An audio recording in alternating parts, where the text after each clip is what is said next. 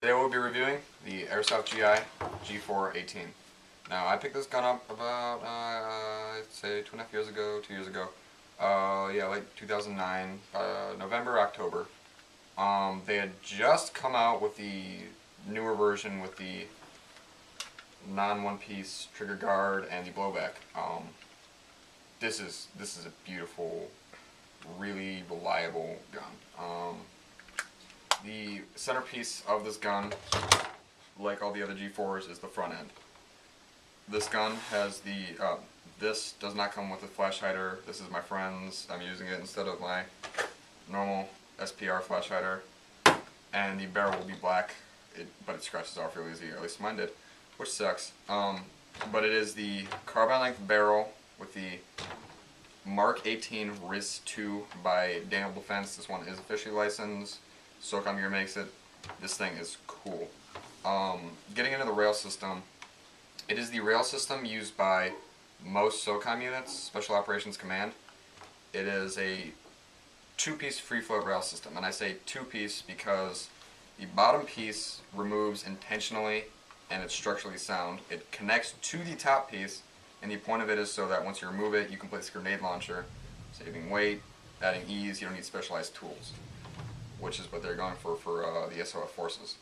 The carbine version, carbine, as opposed to 10.5-inch barrel. Yeah. Crane stock, TD pistol grip, not HK 416. It's a Tango Down style. Overall, the gun has just performed really well. It's got really nice groupings. The takedown is especially easy. Now, the Combat Machine series and the G4 series both share the same thing as the rail system. You don't really need specialized tools to take them down a little bit. I have a dowel rod here. This pin is detent, so once you pull it, you should hear a click. It will stop where it is. If you pull it anymore, you'll probably break it. And you do not need to remove the rear pin. This is a mistake made by some people. It's not necessary. You can take the upper receiver apart from the lower receiver, just like that. You have your charging handle on a spring, which is all fucked up. But this makes a barrel swap especially easy. Makes it, like, say you want to go from a long range gun because you're playing in the morning, and you get later in the day, you say, hey, I want to run up and shoot some people point blank, pop a new barrel, you're good to go. Also makes cleaning the barrel in the gun very easy. Also makes storage. You can, if you have a real AR-15, you can take the bag, which usually you have to break down the AR-15 to store it anyway. Store it as two pieces. Now, putting it back together is just as simple as taking it apart.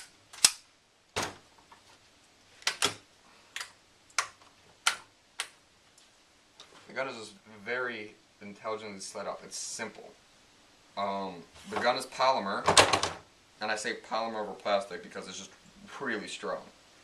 But it's a good and a bad thing because G&G didn't change the color of the polymer at all between the body, the pistol grip, and the stock.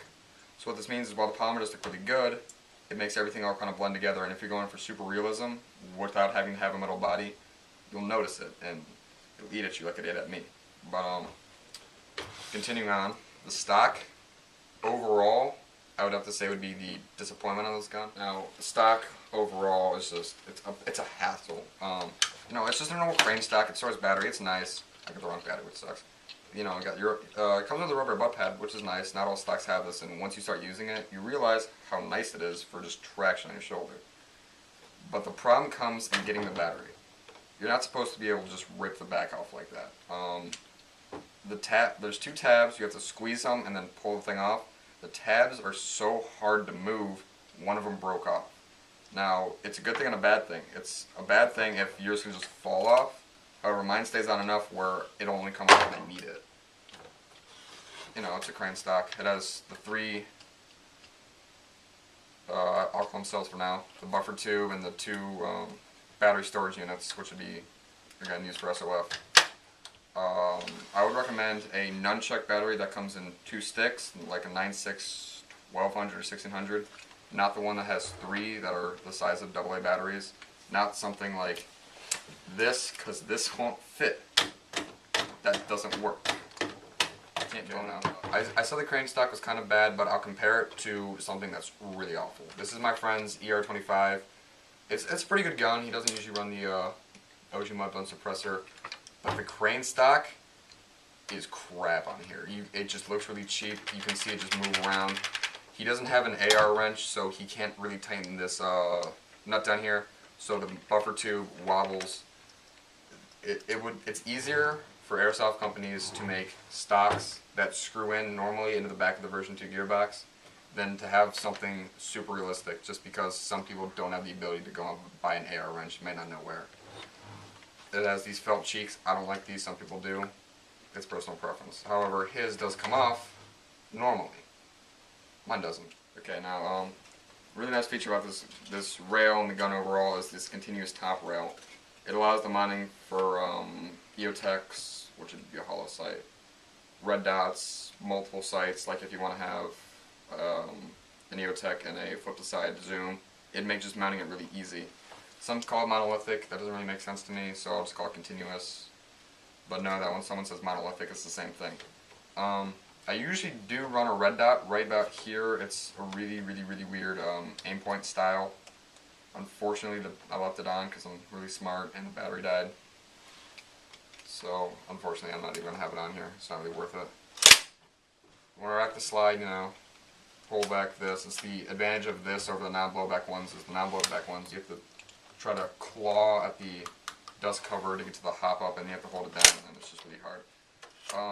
I'm kind of surprised that there's no bolt catch, but it's not the biggest deal. The bolt is also, the bolt carrier, or would be, is also super. Okay guys, now when you buy the gun, obviously you won't get it like this. Some things that I've done, I've scratched off all the paint on here just to give it kind of silver barrel look. That's just a little unique. Obviously the T-Shark flash hider. This isn't mine though. You know, usually I do run the SPR about there. I'm going to cut the barrel down though because it's just too long. It's just 3 inches, but it's just too much. I have my own Titann mag pull out of rail covers. You know, I got with the mag pull. I like them. G&G armament vert grip. I plan on getting the mag pull RVG, but you know, one thing at a time. I got other stuff to buy right now. G&G rear sight and an Echo 1 kind of Troy style flip up front sight. I don't really know what it is just by looking at it. It almost looks like a Troy style, Troy battle sight. It looks a little different though. It's from an Echo 1 CQB M4. Overall, I'd have to say that this gun is a great buy. It was 250 bucks. Now if you want a block, if you're really into SOF forces, if you want a block 2, this is where you start. This is, I'm not sure what the standard block 2 pistol grip is, if there is a signed one yet, but I'm pretty sure I know the front end is a Ris II. I'm pretty sure the back end is a crane stock. They have PIC 15s. If you want to run it SOF, I know some people out there like that, go right ahead. I would recommend the CQB version of this gun, which is just the Mark 18, the G4-18, sorry, not the carbine. I chose the carbine because I don't play CQB. Well, I didn't at the time, I kind of do now. But overall, late 2009. Ah! I was trying to mumble. Die! Stop, Jack. Seriously, I'm going to have to pick all these up. What? Tomahawk.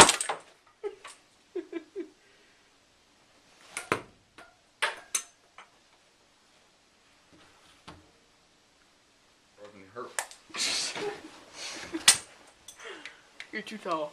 I'm too long to cock. No.